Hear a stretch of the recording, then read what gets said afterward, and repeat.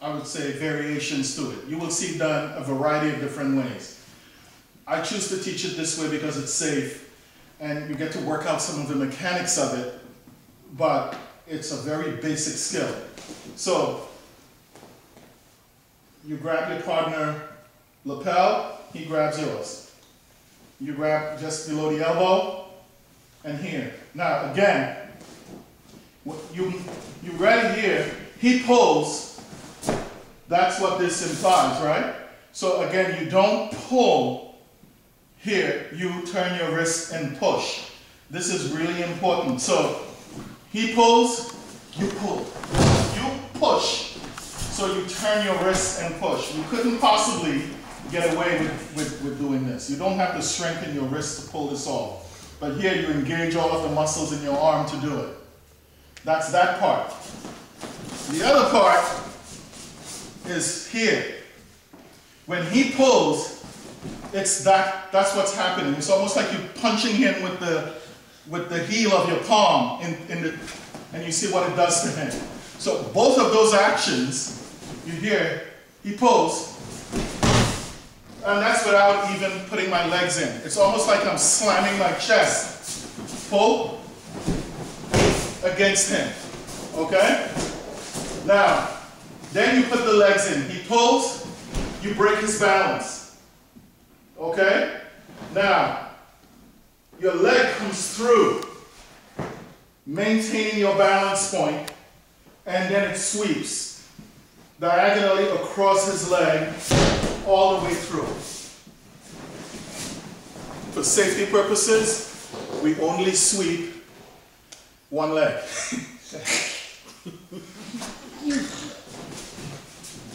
He pulls, actually, both legs.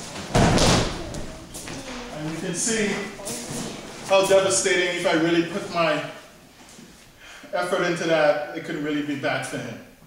Because typically what happens, as you do this, he picks one leg up, and then you can catch the other leg. Now, when you sweep, right here, diagonally across, whether you catch this leg or you catch that leg, if you really want to hurt this person, you use your heel. Which can be really painful. Okay?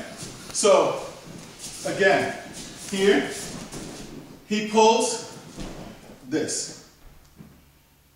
And this. So both of those things are happening at once. Now, whenever you throw somebody, it's your hip that's doing the throwing. So if you watch me do this, pull, it's really my hip, not my leg, that's doing the throwing. Also, when you throw someone, you're actually throwing yourself. So it kind of looks like this. Back up a bit. Check. I'm here, he pulls, I go like that. This requires full commitment. So it's almost like that. That if you miss, you will be thrown. It's that kind of commitment it requires. So when you go like this, you throw in yourself.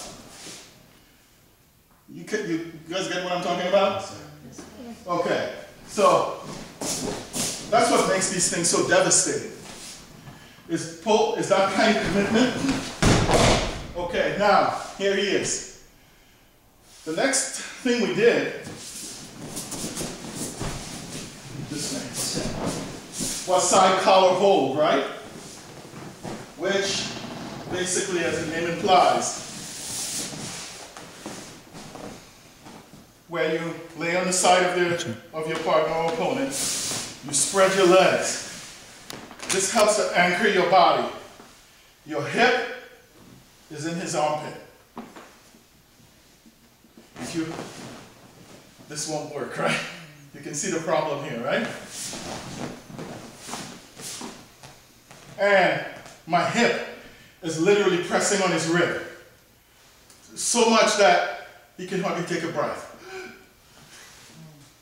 So you can see you can do this and choke somebody out if it's done right. Okay?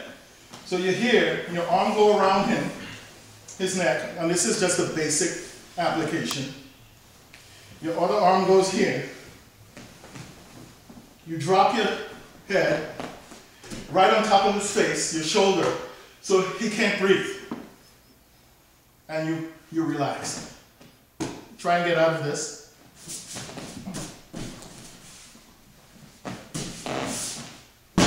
Okay? He shouldn't be able to. Now this is one variation of this.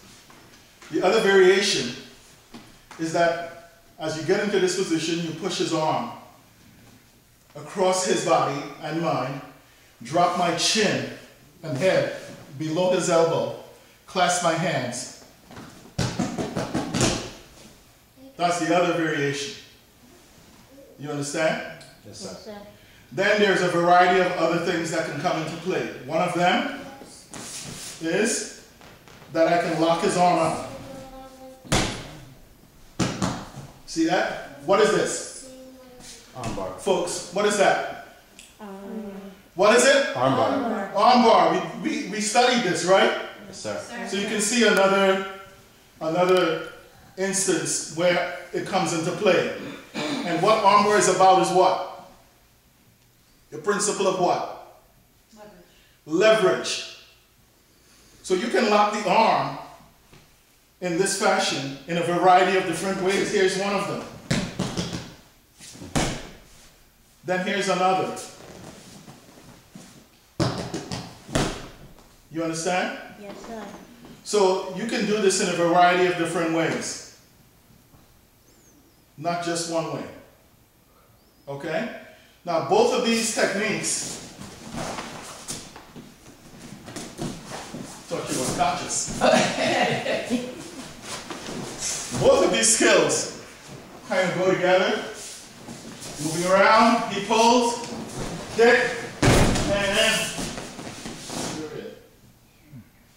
Okay? You have to be able to go smoothly from one thing to the next without any break. You understand? Yes, sir. Yes, sir. All right. So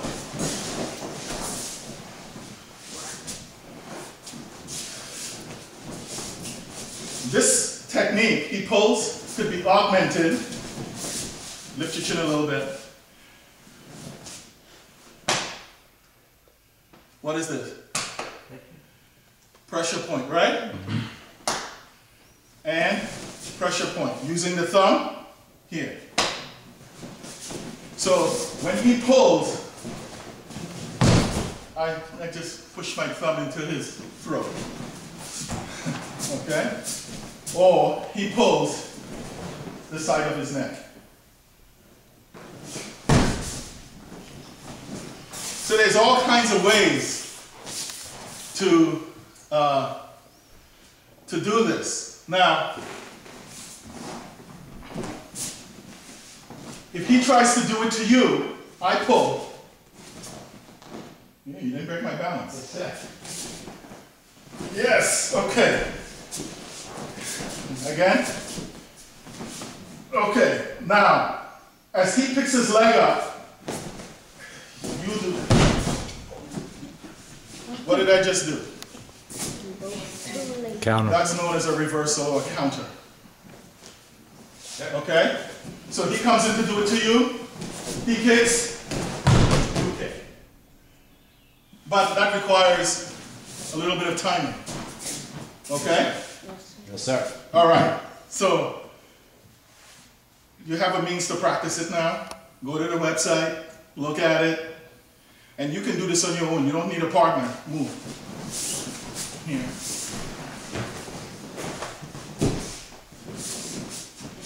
Right?